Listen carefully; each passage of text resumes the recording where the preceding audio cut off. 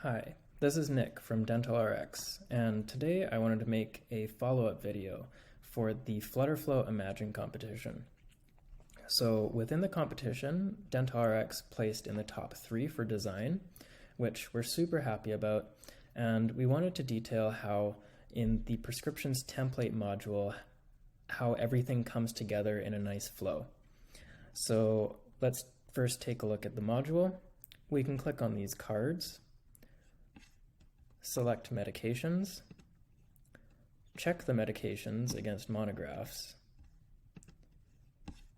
remove any instructions we don't need, preview our prescription, and then ultimately print it. So why this is such a great feature for dentists is that when we're wanting to discharge our patient, we can print our prescription quickly and efficiently and make sure that it's safe all at the same time while the patient's trying to get out the door.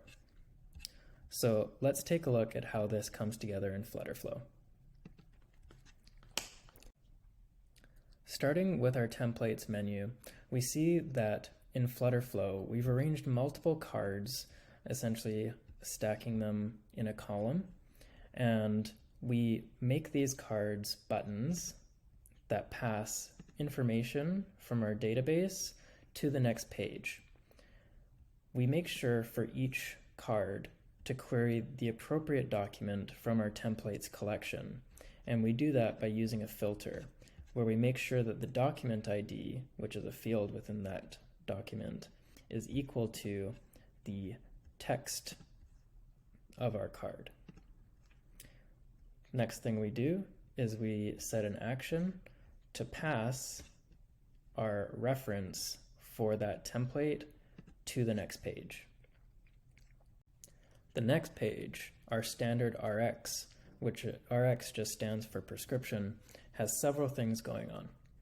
So the first thing we have to do is make sure that we take that document that we passed from our templates collection and make sure that we query it on our page.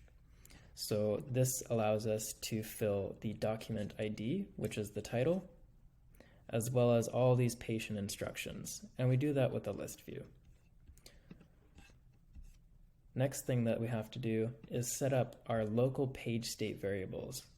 We do this because we want to pass these variables to the next page, which is our preview page. And we know beforehand that we're going to be wanting to pass prescription instructions, patient instructions, mite items, as well as refill items.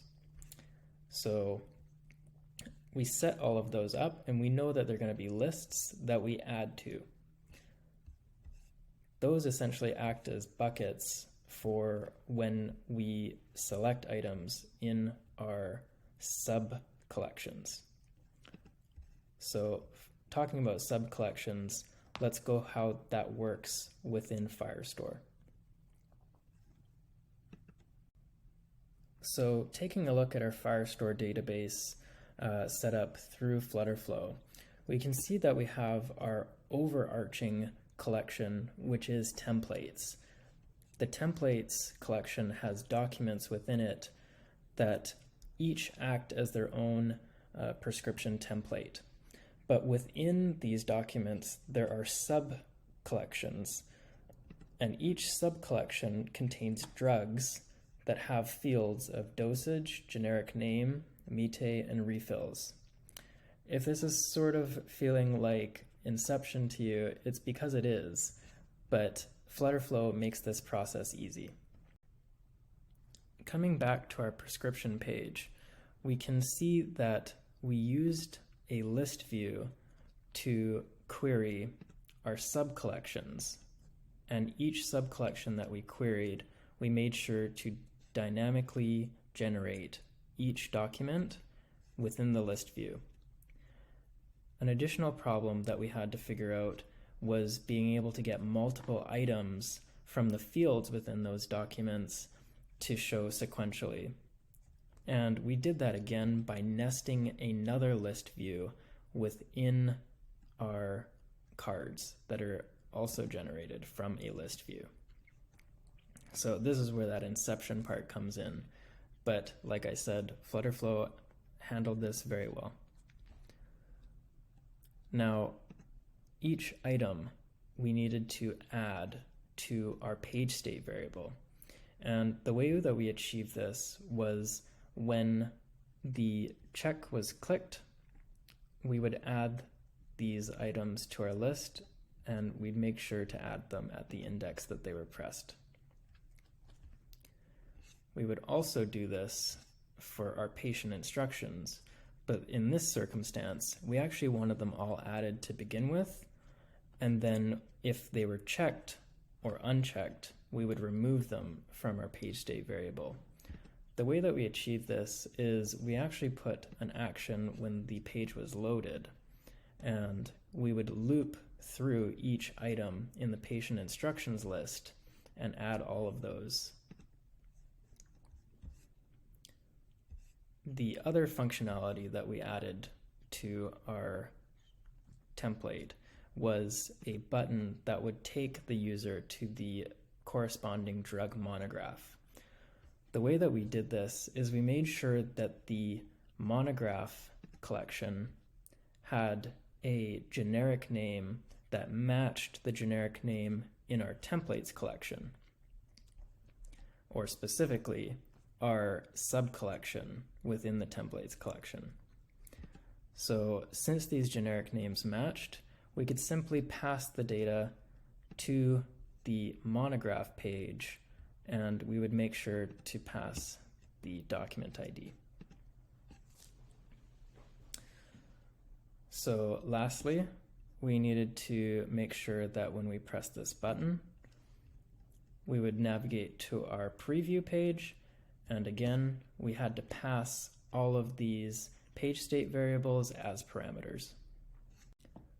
So lastly, we come to our prescription preview page, where we generate a prescription that has each item from the parameters that we passed from the previous page, and then we make sure to generate these items dynamically in a list view for each essentially prescription that was passed from the previous page.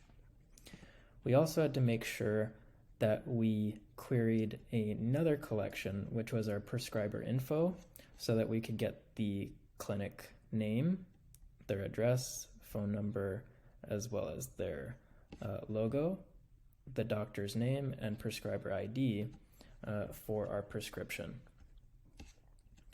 And we also had these instructions, again, passed from the previous page. Now, the final piece was being able to print the prescription.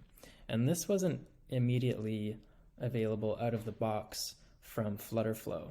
But the nice thing is that FlutterFlow has such a comprehensive community of builders and developers that I simply looked up how to print PDF from FlutterFlow on Google, and the first result was a custom action that I did have to modify, but it was easy enough to take that skeleton of code and then modify it to my needs.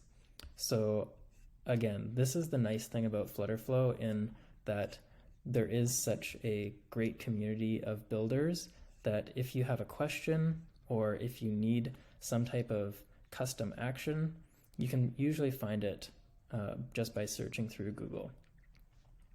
So that takes us to the end of our prescription template module. I hope that you enjoyed this technical overview of how things were built in FlutterFlow, and thanks for watching. I'll see you next time.